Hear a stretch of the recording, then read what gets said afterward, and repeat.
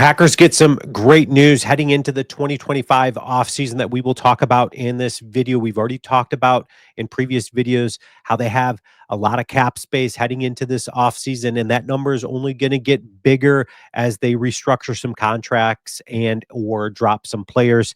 But when we start talking and looking at the list of unrestricted free agents that the Packers have, the great news for them is that there's really no must signs for them other than the fact that they've got to bring back Brandon McManus. But the fact that he's a kicker is great news because they're not going to have to pour a bunch of money into bringing McManus back. We already know the inefficiencies that were there in the kicking position, but then bringing Brandon McManus provided a level of consistency that the Packers will need looking into 2025. But when you take a look at the list of free agents heading into the 2025 offseason, the top 100 players that are out there.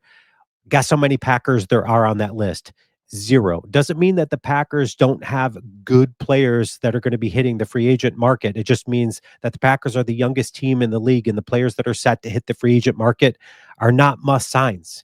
So that's great news for the Packers because there's nobody that's going to be instrumental to their 2025 success that they've got to bring back. Brandon McManus, again, is the only guy that they have to look at. In fact, when you look at the NFC North as a whole, I think the Packers are sitting the best in regards to looking forward to 2025. The Detroit Lions, not only did they lose their DC and their OC, they've got a few players on this top 100 list, and they're not going to be able to afford to bring everyone back. So the Lions will be losing some instrumental players to this team.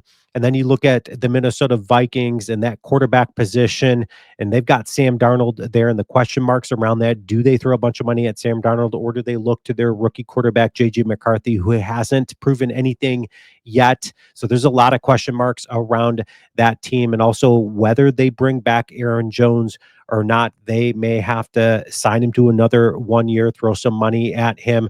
They've got some key guys on defense that, of course, that they're not going to be able to afford bringing everybody back as well. And then you got the Chicago Bears. They've got a couple of guys on this top 100 list that they're not probably going to be able to bring back all of them. And then you take a look at them bringing in a new coach coming off of a 5-win season, not looking great for the Chicago Bears in regards to the rest of the division. But you look at the Packers. The Packers are the youngest team out there. I think they're set up the best heading into 2025.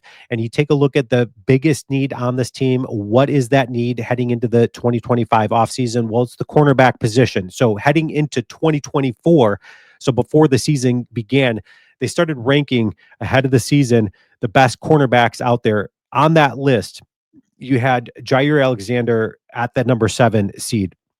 It says right here, the Packers star is another injury-riddled player who takes a hit in the rankings.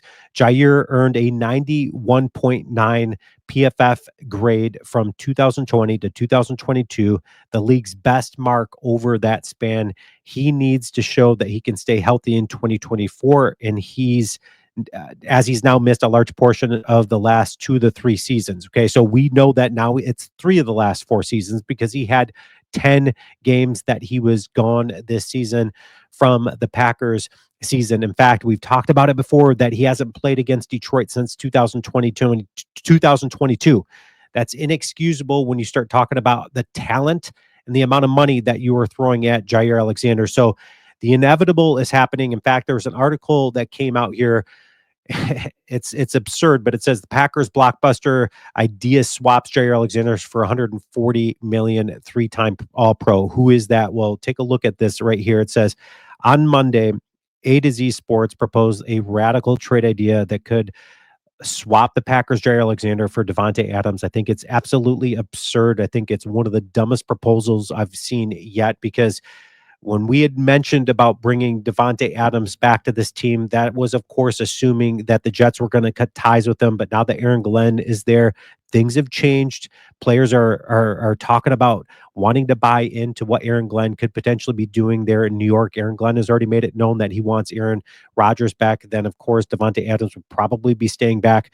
But it says right here that the Packers would have to absorb his $77 million over the next 2 years contract. That's certainly not a position I want the Packers to be in. So this is completely off the table. I don't see a world where trading Jair Alexander is going to make the most sense for me.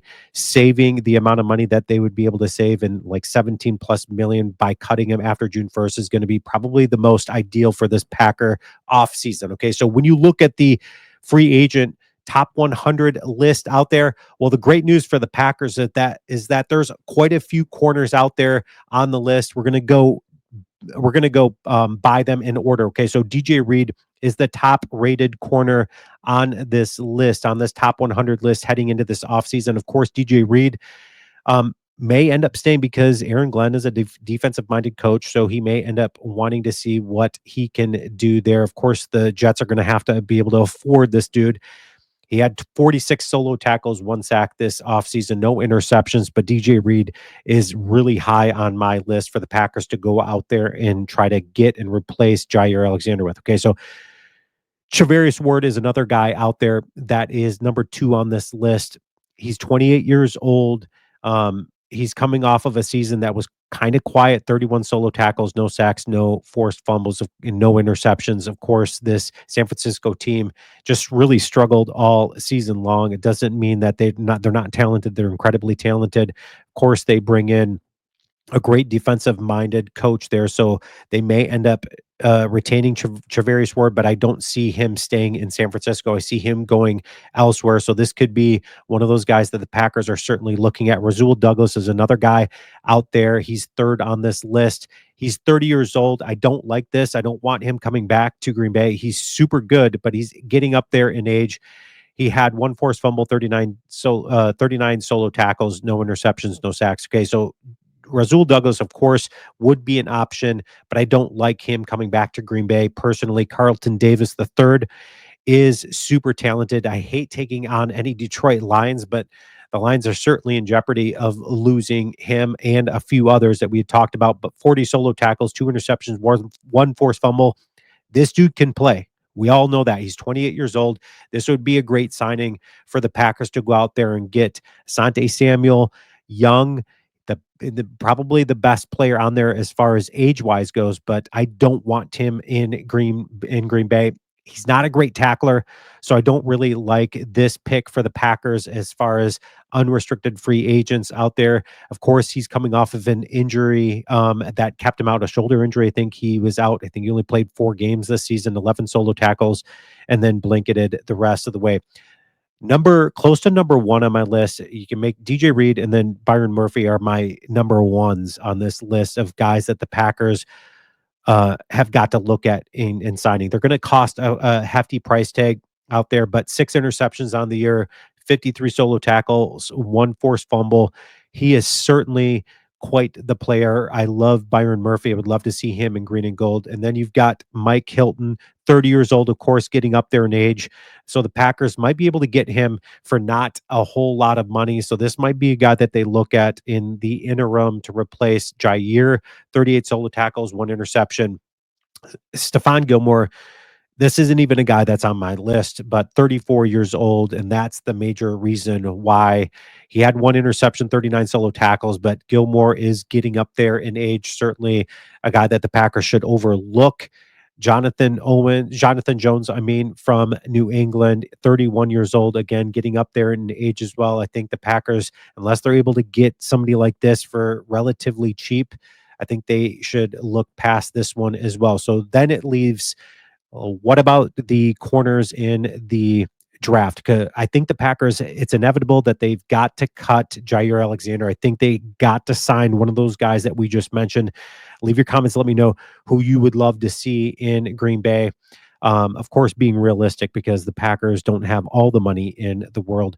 But when you look at what they did this last offseason, and the safety room was the biggest area of concern heading into 2024, and then they go and get Xavier McKinney and Evan Williams in the draft, I think the Packers can equally have success doing that, getting somebody in free agency and then getting one of these guys in the draft. Okay, so if you take a look at the guys that were going to go in the first round, Travis Hunter is a guy that's going to go in the top 100, or top 10 in this year's draft. So this is going to be an unrealistic guy that the Packers won't be able to get.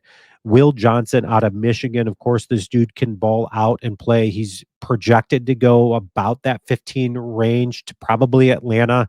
So I don't see the Packers trading up to get Will Johnson either, because there's a guy that's quite talented that would be able to fall to them.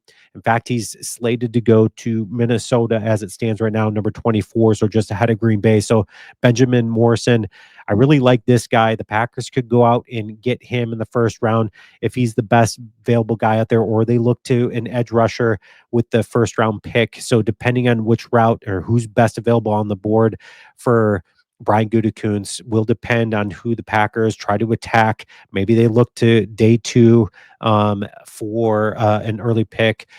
Again, kind of like an Evan Williams that they did last year, and how instrumental that he was to this Packer defense. Leave your comments. Let me know your thoughts on this. And as always, go Pack Go.